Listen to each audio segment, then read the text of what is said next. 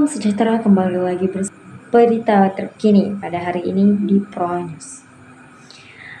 Ada berita menarik, di antaranya salah satu di Kabupaten Sintang.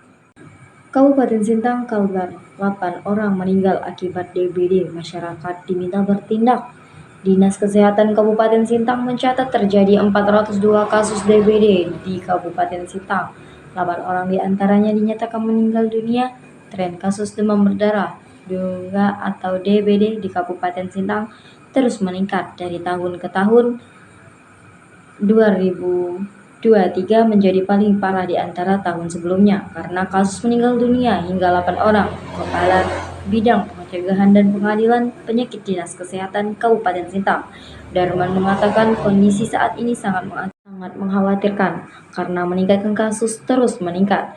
Data terbaru hingga akhir Desember terdapat 402 kasus DBD dengan 8 orang diantaranya meninggal dunia.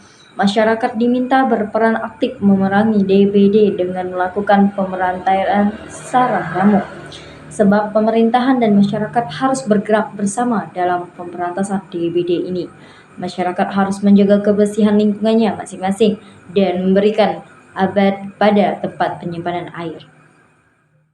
Darman menambahkan, peran serta masyarakat sangat penting dalam kasus DBD di Kabupaten Sintang bisa turun, bahkan hingga tidak ada lagi. Mulai sekarang masyarakat harus mengaktifkan kembali gotong royong membersihkan lingkungan masing-masing. Berita selanjutnya, Kabupaten Sambas salah satu daerah sastra terkebun jeruk siam di Kalimantan Barat. Potensi jeruk siam Kabupaten Sambas terus bertambah setiap tahunnya hingga mencapai belasan ribu hektar saat ini. Jeruk merupakan komoditas hasil pertanian yang menjadi primadona selain padi di Kabupaten Sambas. Potensi yang cukup besar di Kabupaten Sambas tersebut memberikan sumbangan yang besar terhadap pertumbuhan ekonomi Kabupaten Sambas hingga hari ini. Berbagai varietas jeruk siam tumbuh subur dan menjadi sumber penghasilan petani, khususnya di Kabupaten Sambas. Dalam kunjungannya ke Desa Gapura, Kecamatan Sambas, Bupati Sambas Satono melakukan panen jeruk madu. Kepada petani jeruk, Bupati yang mengaku sebagai anak petani mengatakan tahu persis tentang banyak hal tanaman jeruk.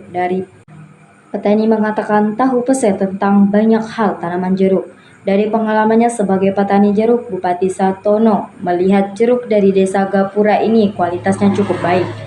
Selain ukurannya sesuai standar ekspor, cita rasa jeruk madu Desa Gapura cukup gurih.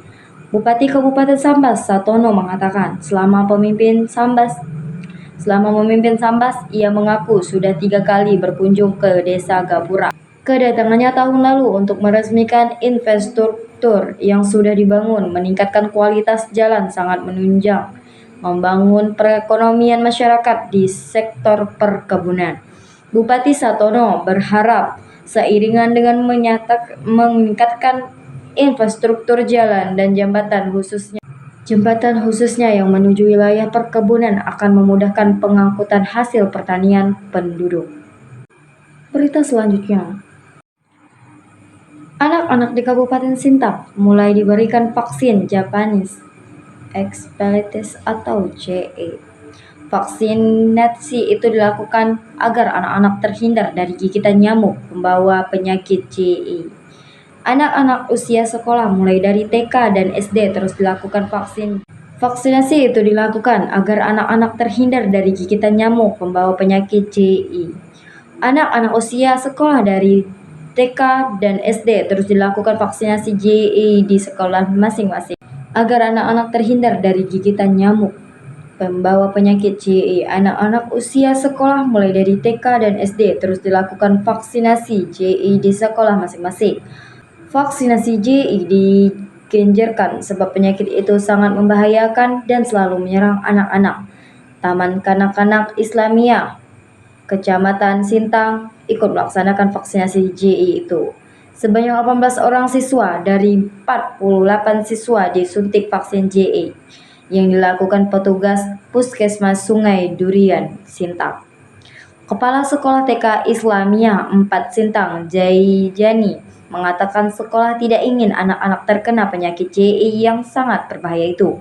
Sebab penyakit JI itu menyerang saraf otak penderitaan yang mengakibatkan kelumpuhan otak. Vaksinasi Japan atau JI itu akan terus diberikan kepada anak-anak usia di bawah 15 tahun di seluruh kecamatan di Kabupaten Sintang. Penyakit JI sendiri dibawa oleh nyamuk kulit sehingga harus diantisipasi oleh masyarakat. Berita selanjutnya, transformasi digital sudah mewarnai semua aspek dalam kehidupan kita saat ini. Menghadapi perubahan teknologi dan sistemnya, semua harus terlibat untuk memanfaatkan. Bila menolak, akan tergilas dengan sendirinya karena diperlakukan upaya edukasi secara masif kepada semua masyarakat. Teknologi selalu berkembang seiring mengunduhnya kebutuhan manusia dalam seharinya.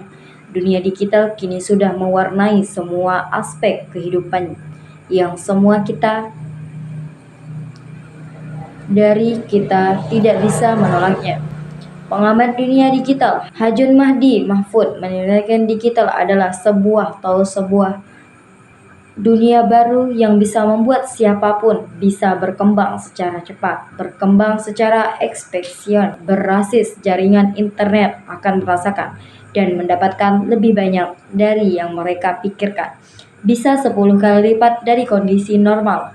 Hajun menggambarkan untuk bermarketing misalnya dengan sistem menjual digital jauh lebih cepat dibandingkan secara konvensional.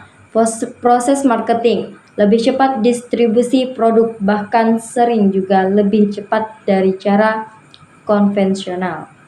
Namun tak dipungkiri masih ada sebagian dari masyarakat mengkhawatirkan karenanya diperlakukan edukasi secara pasif. Mereka menderung takut karena belum merasakan manfaatnya karena masih skeptis. Pengambilan kebijakan dan para stakeholder diharapkan bersinergi untuk melakukan gerakan-gerakan edukatif terhadap transformasi digital ini. Peran teknologi digital pada saat ini sangat penting untuk meningkatkan sistem pembelajaran mahasiswa. Dan adanya teknologi digital kini, mahasiswa dapat mencari informasi terkait pembelajarannya dengan cepat dan mudah. Aplikasi mobil, platform media sosial, dan alat kolaborasi daring memungkinkan mahasiswa terlibat aktif dalam kegiatan akademik dan sosial. Mereka dapat berpartisipasi dalam diskusi kelompok, mengakses sumber daya belajar, dan berinteraksi dengan dosen serta sesama mahasiswa dengan mudah melalui teknologi ini. Teknologi digital memungkinkan pengembangan sistem pembelajaran adaptif yang dapat menyesuaikan materi pembelajaran dan kebutuhan dan tingkat pemahaman masing-masing mahasiswa.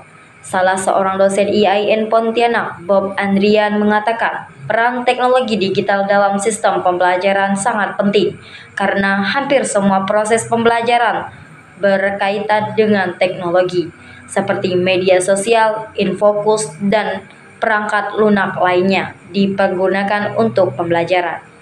Salah seorang dosen IAIN Pontianak, Bob Andrian, berharap pihak kampus dapat memberikan berbagai alat digital untuk setiap kelas, di antaranya laptop dan handphone yang menandai yang bisa terkoneksi ke jaringan internet.